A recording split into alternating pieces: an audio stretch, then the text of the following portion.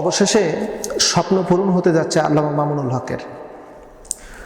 আল্লামা মামুনুল হক ঢাকা 13 আসন থেকে নির্বাচন করেছেন এবং প্রাথমিক পর্যায়ে আমরা যেটা দেখে আসতেছিলাম, ভোটার অ্যাপসের মাধ্যমে আল্লামা মামুনুল হক প্রত্যেকটা আসনে বিজয়ী হচ্ছেন, ফলাফল আসতেছে এবং তার কর্মী উৎফুল্ল আনন্দিত অবস্থায় সবাই এই ভোটের ফলাফলকে উপভোগ করতেছে।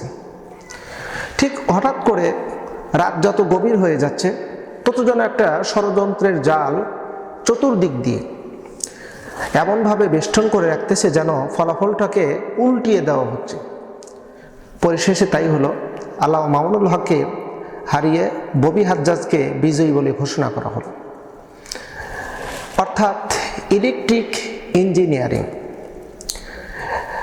আমরা লক্ষ্য করে দেখলাম যে ববি হাজ্জাজ এমপি হলো, আল্লামা মামুনুল হক তিনি সিংহ শাবক। তার গর্জনে পুরো বাংলার তৌহিদি জনতা, বিশেষ করে যুব সমাজ সবাই কিন্তু তার বক্তব্যের উপরে উৎফুল্লিত হয়ে আনন্দে তারা আন্দোলনে অংশগ্রহণ করবে, এর কিন্তু বিকল্প নেই। যাই হোক, আমরা এই বিষয়টা পরে বলি। আসল মূল বিষয়টা একটু জেনে নেই। উপদেষ্টার অন্যতম একজন উপদেষ্টা ছিলেন রেদওয়ানা হাসানা। রেদওয়ানা হাসানা একজন মহিলা উপদেষ্টা। তিনি সাংবাদিকের সাথে কথোপকথনে এক পর্যায়ে সত্যটা প্রকাশ করে ফেলল। এই রেদওয়ানা হাসান পরিশেষে বলেই ফেলল যে বিরোধী দল অর্থাৎ জামাত ইসলামকে মেইনস্ট্রিম হতে দেওয়া হয়নি, অর্থাৎ হতে দেয়নি তারা সফল।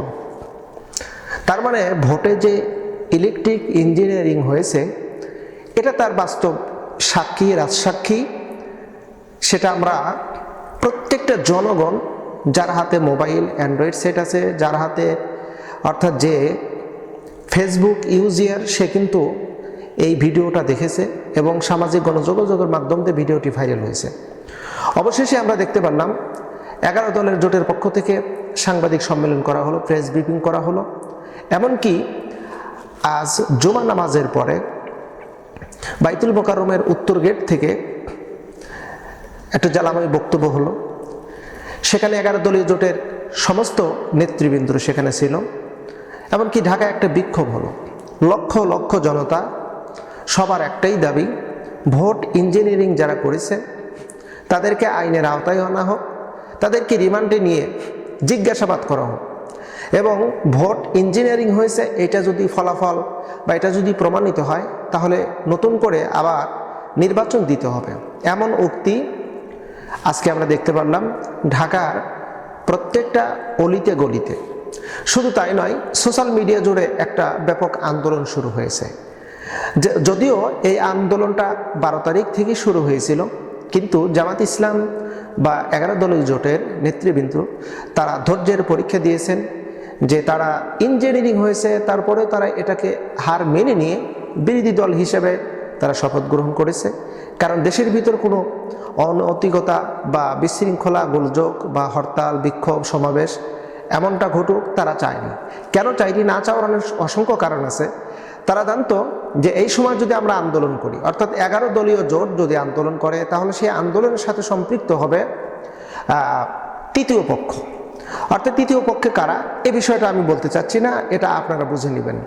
তৃতীয় পক্ষ যখন আন্দোলনে সম্পৃক্ত হবে তখন দেশটা মানে অন্যরকম একটা পরিবেশ পরিস্থিতি তৈরি হয়ে যাবে, অর্থাৎ গৃহযুদ্ধের ন্যায় সংগঠিত হয়ে যাবে।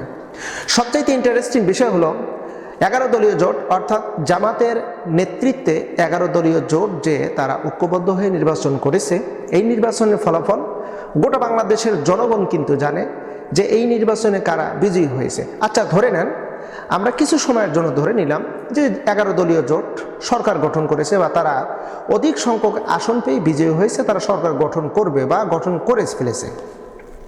তাহলে পরিবেশটা কি হতো? যারা আজকে সরকার গঠন করেছে, এটা কিন্তু সম্ভব না, এটাকে কিন্তু মানে আপনি নির্দিষ্ট করে আপনি যদি কথা ধরেন বা এটাকে যদি এই কথাটাকে ধরে নিয়ে যদি আপনি বিশ্লেষণ করেন, তাহলে এটা হবে বোকামি। আমার মানে এটা আমার গবেষণায় হলো, বা শুধু আমার নয়, অসংখ্য ব্যক্তির গবেষণা, যে জামাত যদি সরকার গঠন করত, তাহলে হয়তো যারা আজকে সরকার গঠন করছে এরা হয়তো বিরোধী দল। তাহলে বিরোধী দল হলে এরা কিন্তু পূর্বের নাই, আমরা যেটা পূর্বে দেখে এসেছি, যেই সরকার গঠন করুক ওর বিরোধী দল বলতো যে ভোট সুষ্ঠু হয়নি, ভোট কারচুপি হয়েছে, ইঞ্জিনিয়ারিং হয়েছে, আমরা এ ভোট মানি না, আমরা ভোট প্রত্যাখ্যান করলাম, নির্বাচন প্রত্যাখ্যান করলাম। তখন হরতাল, অবরোধ, বিক্ষোভ, সমাবেশ, মানে ইত্যাদি ইত্যাদি কিন্তু আমরা দেখেছি ইতিপূর্বে। এরকম কিন্তু যে হবে না তা কিন্তু না।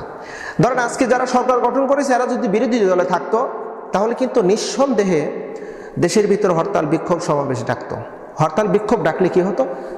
জনসাধারণের ক্ষতি হতো, সাধারণ মানুষের ক্ষতি হতো, সাধারণ দিনমজুরির ক্ষতি হতো, যারা নিত্য প্রয়োজনীয় জিনিস প্রতিদিন কেনাকাটা করে তাদের ক্ষতি হতো। ক্ষতি হতো যারা মানে সামান্য টাকায় আয় রুজি করে, যাদের সামান্য টাকায় সংসার চলে তাদের ক্ষতি হতো। ধনীদের তো ক্ষতি হতো না, কারণ তাদের তো কোটি কোটি টাকা ব্যাংক ব্যালেন্স আছে। তারা যদি এদেশে থাকতে না পারে, বিদেশে তাদের বাড়ি গাড়ি অনেক কিছু আছে, তাদের ক্ষতি হতো না। এটা আল্লাহর শুকরিয়া আমরা বলতে পারি, আলহামদুলিল্লাহ।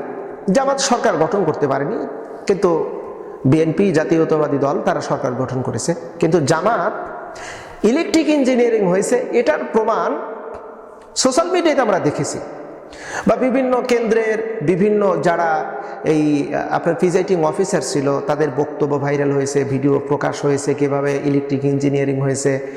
শুধু তাই নয়, আমরা ভিডিও অ্যাপসের মাধ্যমে দেখেছিলাম রাত 11টা পর্যন্ত জামাত এগিয়ে। আমরা দেখতে পাচ্ছি বাংলাদেশের বিভিন্ন জেলা থেকে, বিভিন্ন উপজেলা থেকে, বিভিন্ন আসন থেকে জামাতের মনোনীত প্রার্থীগুলো বিপুল ভোটে এগিয়ে হঠাৎ করে 3 ঘন্টার মতো ভোটার অ্যাপস ক্লোজ, বন্ধ। অর্থাৎ 3 ঘন্টা পরে এখন দেখি যে রেজাল্ট উল্টো। আচ্ছা, যাই হোক, আমরা এই বিষয়টা না কথা বলি। মূল বিষয় যেটা, রিদওয়ানা হাসান এই উপদেষ্টা এবং খলিলুর রহমান তারা যে ইঞ্জিনিয়ারিং করে নাই তা কিন্তু নাই, এটা কিন্তু প্রমাণ হয়ে গেছে। তাহলে এখন গোটা বাংলাদেশের নতুন করে নির্বাচন দিতে হবে, এটাই তো স্বাভাবিক। নতুবা যে কয়েকটা আসনে জামাত ইসলামকে হারানো হয়েছে ইলেকট্রিক ইঞ্জিনিয়ারিং করে, তাদেরকে বৈধতা দিয়ে শপথ দিয়ে সংসদে প্রবেশ করার সুযোগ করে দিতে হবে। কিন্তু দুঃখজনক হলো সত্য, আমার দেশের মানুষ ভালো কিছু চায় না। ভালো কিছু জনগণ চায়, কিন্তু যারা উপরে আছে অর্থাৎ আমলা, সচিবালয় যারা আছে তারা চায় না। কেন চায় না? ওরা জানে ভালো মানুষগুলো যখন ক্ষমতায় আসবে দুর্নীতি বন্ধ করে দেবে, ঘুষ বন্ধ করে দেবে, চাঁদা বন্ধ করে দেবে।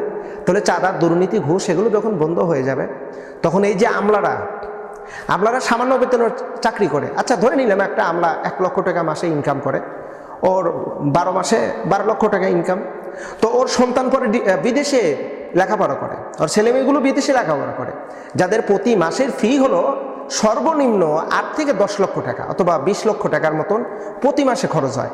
আচ্ছা ধরে নেন 5 লক্ষ টাকা যদি তার প্রতি মাসে খরচ হয় ছেলের পিছনে, তাহলে 5 বারং 60 লক্ষ টাকা। ও ইনকাম করতেছে 12 মাসে 12 লক্ষ টাকা, ও 60 লক্ষ টাকা কিভাবে ব্যয় করে? নিঃসন্দেহে তার বাম হাত, মানে টেবিলের নিচ দিয়ে তার ইনকাম হচ্ছে। এটাই কিন্তু বাস্তবতা। তো যখন সৎ মানুষ অর্থাৎ ভালো মানুষগুলো যখন ক্ষমতায় আসবে, তখন তো এই দুর্নীতি করতে পারবে না, ঘুষ বাণিজ্য করতে পারবে না। ইন্টারেস্টিং বিষয়, এই যে ঢাকার, আচ্ছা আমি জায়গাটার নাম না বলি, এটা আপনারা সকলেই জানেন, একটা ব্যাংকে রিজার্ভ রেখে গেছে 1265 কোটি টাকা। আবার অঙ্কটা লিখে রাখেন, 1265 কোটি টাকা, 1265 কোটি টাকা ব্যাংকে রিজার্ভ রেখে উপদেষ্টারা চলে গেছে। 12 দিনের মাথায় খবর আসলো ওই ব্যাংকে এখন অনলি মাত্র 25 কোটি টাকা আছে। তাহলে বাকি টাকাগুলো গেল কোথায়? এটাই হলো আপনার বিবেকের কাছে প্রশ্ন। প্রিয় বন্ধুরা, আসলে আমরা চাই ভালো, কিন্তু উপরে যারা আছে তারা কখনো চায় না ভালো।